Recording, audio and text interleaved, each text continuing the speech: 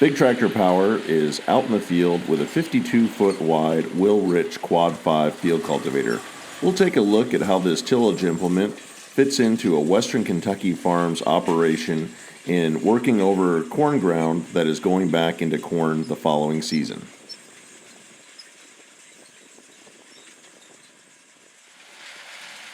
In Western Kentucky, where this video was filmed, a majority of the corn acres each year that are harvested are then rotated into winter wheat, and then when that wheat is harvested in June, the wheat acres are double cropped into soybeans.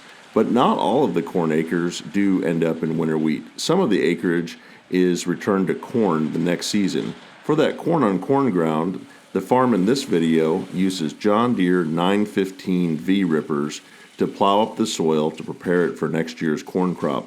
The V-rippers run deep shanks at about 18 inches deep in the soil. These shanks lift up the soil and break up compaction and allow air and water to infiltrate the soil over the winter to give it a good, loose seedbed the following spring.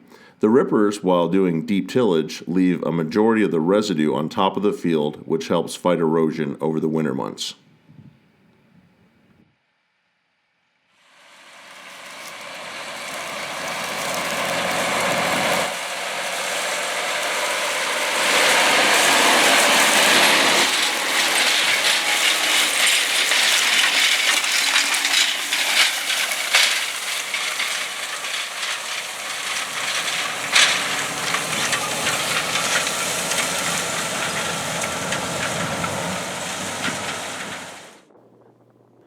In the spring of the following year, on the corn on corn ground, the farm will follow the John Deere 915 V-rippers that were working the ground 18 inches deep with a Will-Rich field cultivator. The farm likes the Will-Rich field cultivator because it has 220 pounds of down pressure. That pressure working its way through the sweeps on the field cultivator will dig up the roots and bury the corn stalks and begin to prepare a seedbed for the new corn crop. The farm also applies nitrogen fertilizer in this pass through a gaseous form known as anhydrous ammonia. The anhydrous ammonia is stored in the white tanks on the wagon towed behind the field cultivator. Each one of those tanks will hold 18 acres worth of anhydrous ammonia. With 2 tanks, this field cultivator will cover 36 acres before they need to switch over to another tank. The farm gets a lot of ground covered, making the seedbed with the field cultivator and also applying that very important nitrogen fertilizer that will help the new corn crop meet its maximum yield potential during the growing season.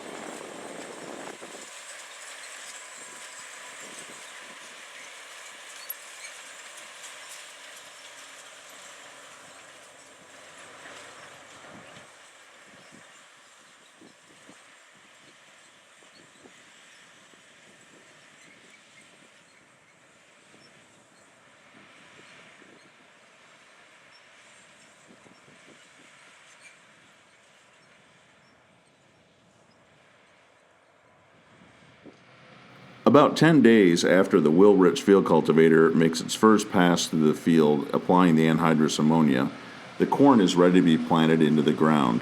The farm makes a light secondary tillage pass with a McFarlane harrow that simply smooths out the surface of the field and eliminates the anhydrous ammonia wagon tracks. It also brings up just a little bit of moisture that will help the corn seeds to begin sprouting and get off to a good healthy start in the new seed bed.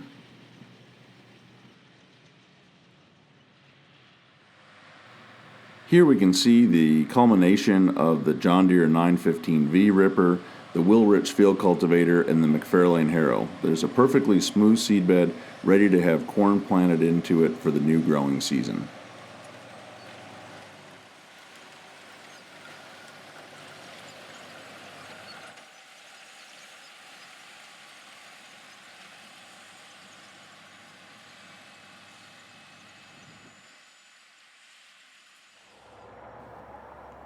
I hope that you've enjoyed this Big Tractor Power video featuring all the farm machinery that is involved in planting corn on corn ground in western Kentucky, including the large 52-foot will-rich field cultivator. As we conclude this video, we're back in the same field where we saw the John Deere 915V rippers working up the corn stalks, and we can see the second year of corn now coming up in a healthy seed bed.